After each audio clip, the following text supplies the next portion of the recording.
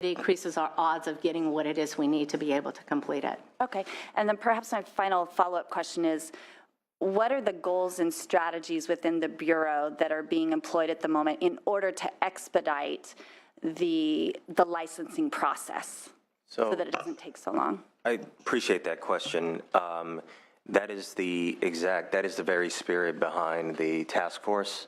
Okay. You know, and I think we'll all acknowledge that there's no cookie cutter approach. There's no cookie cutter piece of any industry.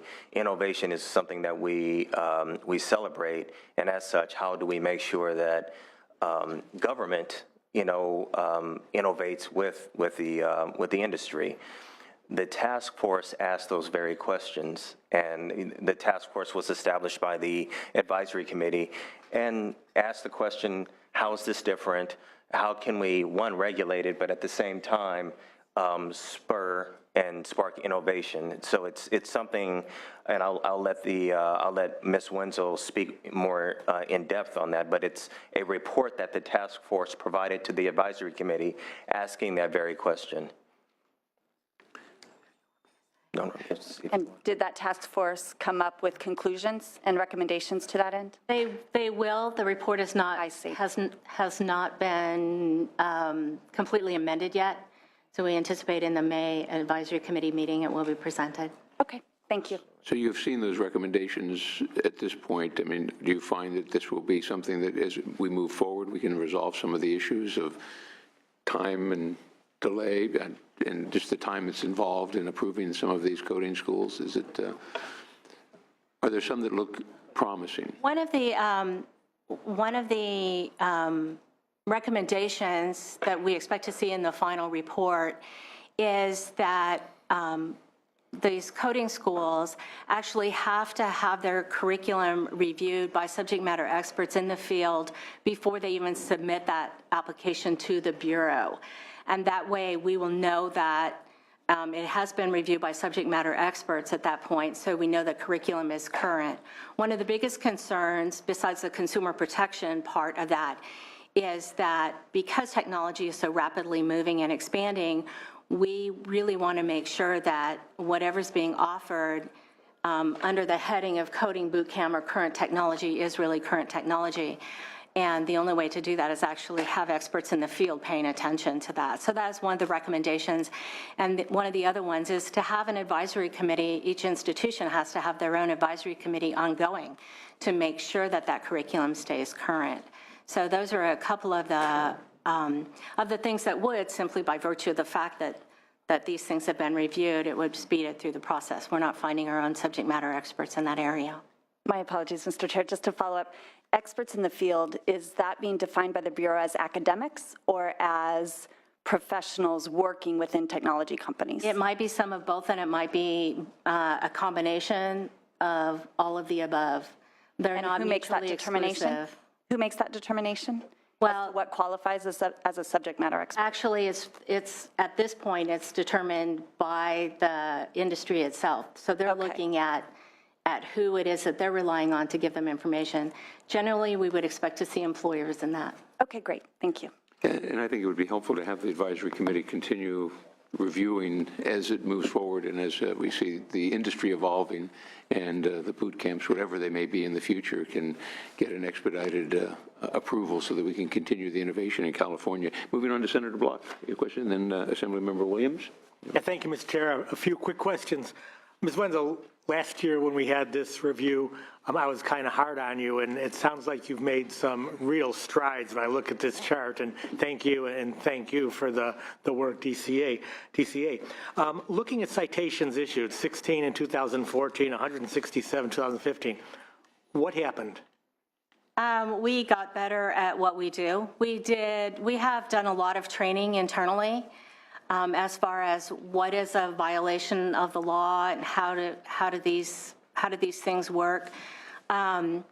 Basically, just across the board, upping our unapproved activity, looking at violations of not submitting your performance fact sheets or your annual report, or moving things through. We totally revamped in 2014, we totally revamped our compliance inspection process and tried to basically focus on quality of those compliance inspections reports and better monitoring on the outcome of those reports to make sure that those changes are made in the institutions. So what is your expectation for, say, 2016? Do you think you're at a place now where you are catching the violations and giving citations at a reasonably good rate, or do you expect another big bump, or? I don't expect we're going to have another big bump. I think we will have continual improvement. As we did just hire additional staff over the fall of last year, basically from July through October, we hired new staff and we put everybody through training. Because our law is complicated and there's a lot to it, I would expect to continue to see improvements in that regard over the next year or two as we reduce our backlog and get better at what we do. And I'd assume the purpose of citations is continuous improvement and ideally targeted toward not having failures like Corinthian or Marinello. So to date, BPPE has been mostly a punitive organization. When people make mistakes, they get penalized, and then you help students with STRIP funding and in other ways. But the best way to help students is not to have the failures occur. How are we doing in that regard? If I could, I agree with the optics that, you know, the Bureau has that punitive aura about it. However, I do want to give a lot of credit to what the Bureau does to guiding these institutions through this litany of this regulatory process. It is for somebody who's never gone through it, it is a monstrous task. It's needed for the betterment of consumer protection, but we do believe in path to compliance. You know, if you're going to expend a lot of capital in establishing a school, we operate from path compliance. Once that marker is out there, if a school is recalcitrant, that's when that aura kicks in and you start seeing the punitive side, which Ms. Wenzel has spoke to very eloquently. So it's a balance that we walk, Senator. It's making sure that those who want to comply, here are the resources, and if not, then we have tools to address that. Here's really the most important part of the question. Is there anything that the new improved Bureau could have done or could do now going forward to prevent Corinthian or Marinello from failing? Well, let's use those two examples. Given where you are now, which is way beyond where you were a year or 2 or 3 ago, what could you have done specifically in those two situations to prevent failure, or was it beyond your power to prevent failure? May I? Yeah. And then kick me if I'm. I would say if certain policies were in place, if me or my bureau chief would have known certain things ahead of time, certain investigations taking place, the status of financials earlier on, that could have changed how we would have reacted to things. Ms. Wenzel spoke to certain policy changes that could make the Bureau much more efficient and hone in on trends. So if those were in place, I would say, you know, that could have resulted in a more expeditious outcome. Ms. Wenzel, did you want to? Well, I think a couple of things, and they're all linked together or maybe separate, and when they all get together, maybe it'll be helpful. But one of the things we've implemented are compliance workshops to try to assist the institutions on how to comply with the law. That's one. The other thing is our prioritization. 1247 handed us some prioritization guidelines, and in conjunction with the advisory committee, we've got some what I think are really good prioritization regulations that'll be noticed really soon. But even pending that, we have already implemented those to the way that we can right now with the data that we have. And I think that's going to help in the long run as we're seeing some of that. So I think using that prioritization, especially in this environment, where we're seeing a contraction in the market just overall, regardless of catastrophic failures, just a contraction in the market, it's important to monitor those financials. So we've kind of stepped up that area, and we're monitoring what's going on with the Department of Education to a higher level and reaching out as soon as we get any kind of notice that there's something a little bit off with those institutions. Thank you. That's, to me, the key is heading off the failure before it happens. Thanks. Absolutely. Thank you, Assemblymember Williams. My interest is in accreditation, and as you know, in the Ted Lieu bill, the requirement was to receive accreditation in order to continue to receive California financial aid. And I was curious about how you felt the fate of the 200 schools that were unaccredited at the time is going to work itself out on. As I saw, I believe about 17 of those entities went out of business, but over 100 are being guided towards accreditation. How many do you think will make it? Are you providing assistance to help them achieve accreditation? I'm just curious about, I guess, how many of those you think will make it, and if there is anything that the Bureau can do. Well, I would never venture a guess as far as what an accreditation agency's decision might be on a particular institution. I would say that the education specialists at the Bureau are working with the institutions and the accreditor. Basically, what we've done to try to assist things is to take an education specialist, assign some accreditors, and the schools that have identified that accreditor. And so they're trying to work with both the accreditor and the institution to try to get there. How many of them are going to make it through? I don't know, but we're doing everything we can to try to help them through that process. And as long as the communication keeps going, I think we'll have some really good successes. Very good. Assemblymember Chavez.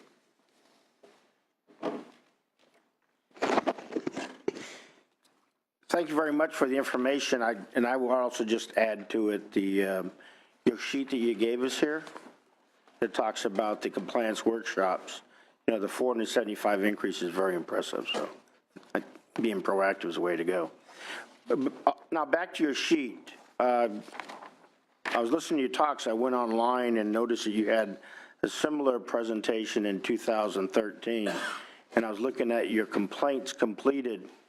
On your sheet here, you have 642 and 808, but I guess the year prior it was 503, so I guess we're going in the right direction. But what you don't have on this chart, which was on the other ones, it makes me wonder, is how many have you received and how many are pending? Because that actually shows you the workflow. So do you have those numbers? I don't have those exact numbers, but I can tell you it was 600 and something in 2014, and it jumped to 800 in 2015. That's received or pending? Received.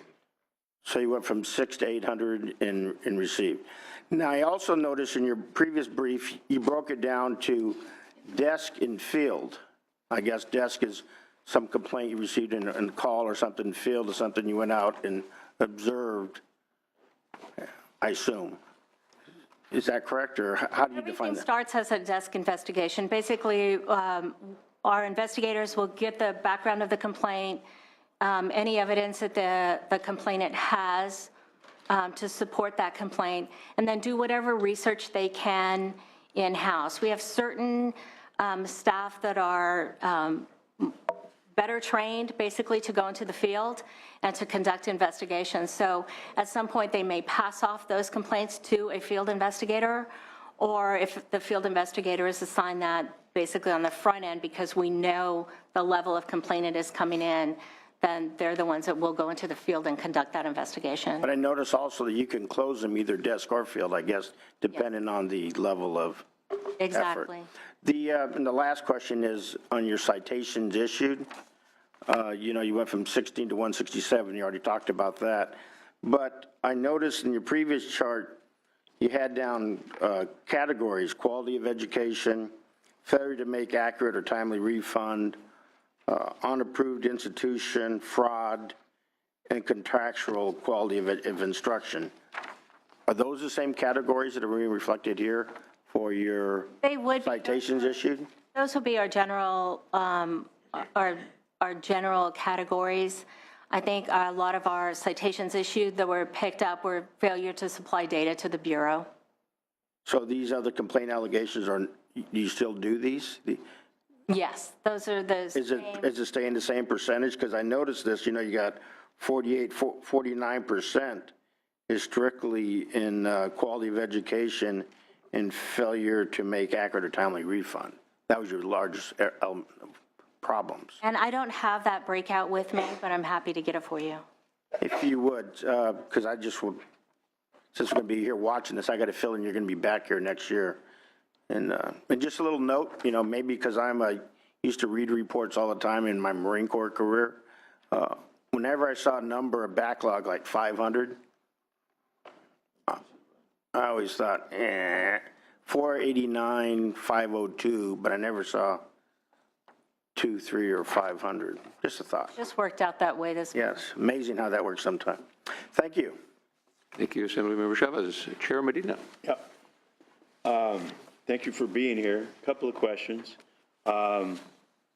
First, to note that from our last time that we got together, that we met, happy to see the staff increase that I think you had asked for, were looking for in the work. To go to perhaps something that Mr. Assemblymember Chavez brought up on pending and the backlog. It's not on your chart, but I'm looking at the information that I have, and I do have a number here, and it's a little bit different, I think, from the number you mentioned. I have a pending complaints for fiscal year 2014, 2015. It was a little bit higher than the number that you said. That I think this was later on. I have the number 1,050 of pending complaints for 2014, 2015.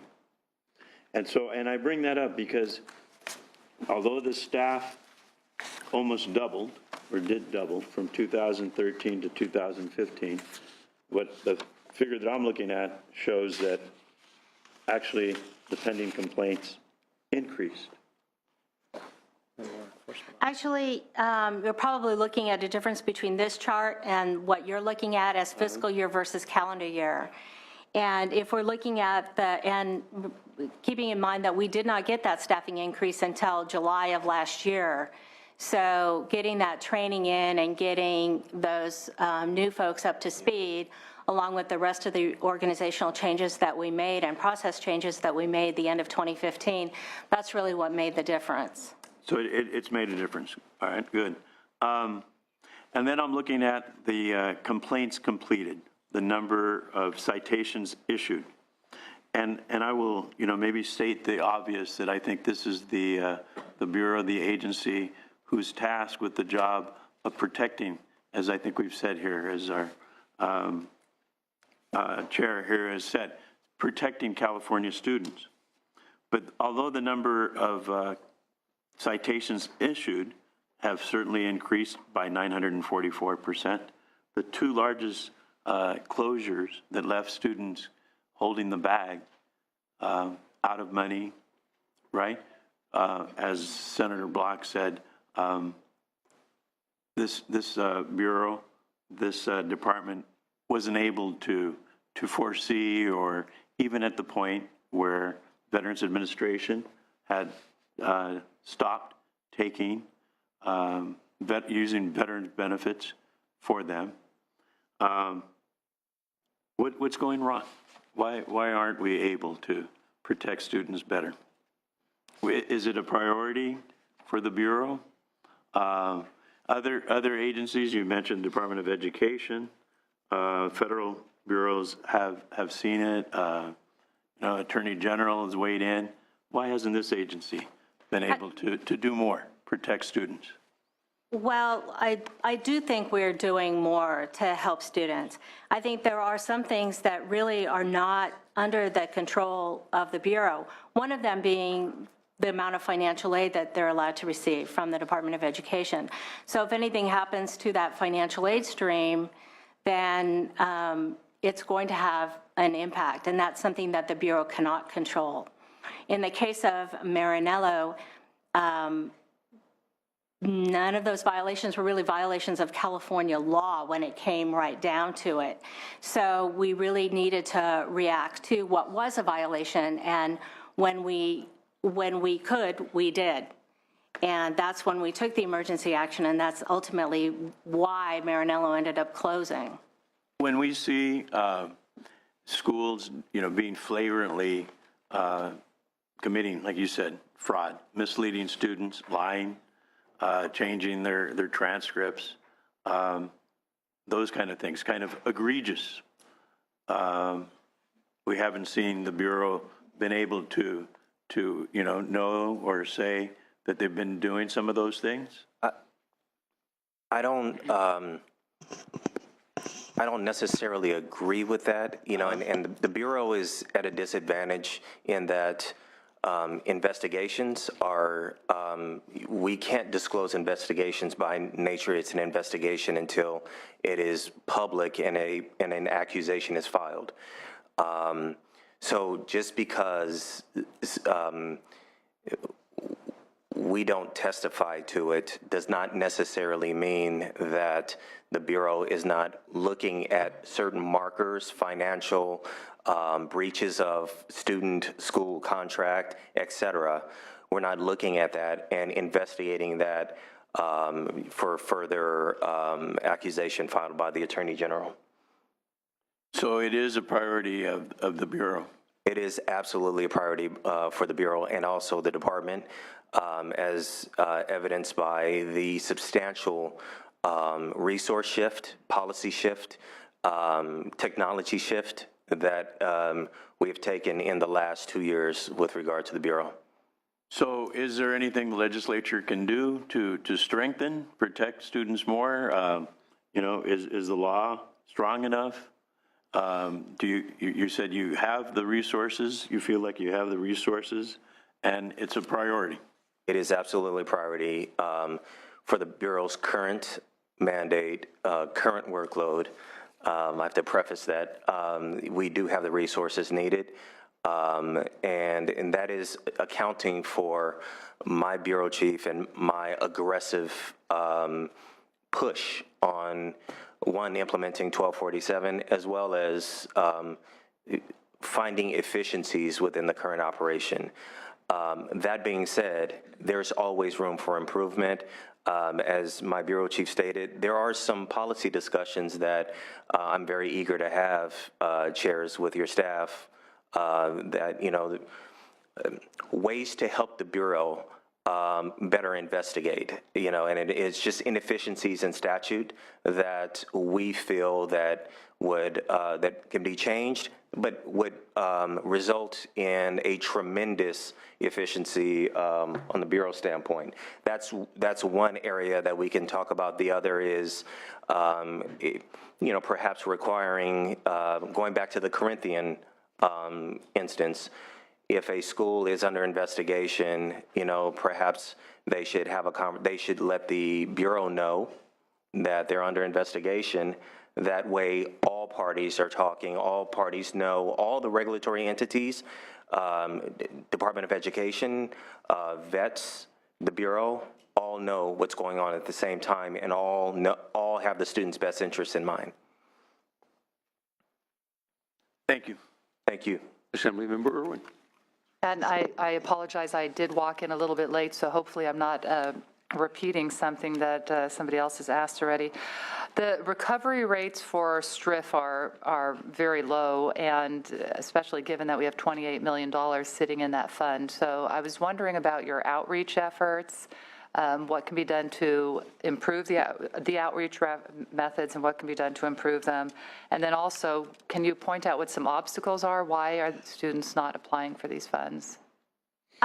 As far as outreach, we meet personally with almost every student. In the case of the large school closures, we met with over 80% of each one of those students that were impacted by that. and gave them the documentation that they need, provided them contact information for the Bureau and instruction on how they can apply for a STRIF. We think in most cases, what is happening is that the students are transferring to another school. So they're opting, instead of to get their money back, they're opting to complete their education. Even though they're still entitled to the money? Well, they're still entitled to the money if there's no economic loss. So I can't explain. I think we're going to see some bigger numbers for Maranello as we move through the process, but we are at a loss. We've tried to do outreach to the former students at email addresses, but trying to get in touch with the students once they're gone. And that's why it's so important for us to be on the ground and meet with those students and try to give them transcripts at some point. Why we've made that effort to do that, deploying 37 staff at the last, for the Maranello closure. Because we know once they're gone, it's virtually impossible to get a hold of them again. How much, so at that last closure, how much money were those students actually entitled to? About? I understand that the average tuition there was about $20,000, just over $20,000. Okay. And SB 1247, I see here from our report here that it directed BPPE to enact regulations. And have they been developed yet, or We if not, expect those why will not? be noticed. They're going through the final approval process internally, and we expect those will be noticed no later than June. All right, thank you. Thank you. Chair Medina. When looking at the STRIF funds, the U.S. Department of Education extended the closed school loan discharge eligibility for Corinthian students to include students who withdrew after June 20th, 2014. So this move brought in an additional California students, including veterans who may have withdrawn from the CalVet, and remove Corinthian from GI Bill eligibility. But the Bureau hasn't extended the STRIF eligibility to date to align with the federal action. Is that something the Bureau would consider doing so that it aligns where the federal moved the date? We still haven't done that as a state. And we're going back 120 days from the Corinthian closure. Which is, I think, less than what the federal government. Yes, it By is. moving it, right? But so by moving it, making it the same as the federal, right, we would allow, I think, veterans who had withdrawn before that eligible. I think it's something that, given where we've gone with the 120 days and the spirit by which we did that, that's something that we can take back and have discussions and report back to these bodies on. It's definitely worthy of a conversation. Thank you. Thank you, Chair. I had a few questions, if I could, going back to your first. Did you have something more to add? Well, I was just going to add that those veterans that have applied for STRIF, we will reopen that because we're probably looking at third-party payer at that level, and we will reopen those once those regulations are promulgated. Just wanted to throw that in there. You talked initially about the IT challenges that you're faced with, and I mean, are there system updates that you're working on in the Bureau that to ensure that it tracks the data properly? And I know you're using Microsoft Access and Excel, and are you planning to migrate to Breeze 3 when that comes around, or what's your intention in that regard? Mr. Chairman, very, very good question. Something that at times I've lost sleep about regarding, whether it's Breeze, whether it's not Breeze. And as I've stated before your committee earlier, whether it's Breeze or not Breeze is yet to be determined, and we're going to use a process prescribed for by Department of Technology.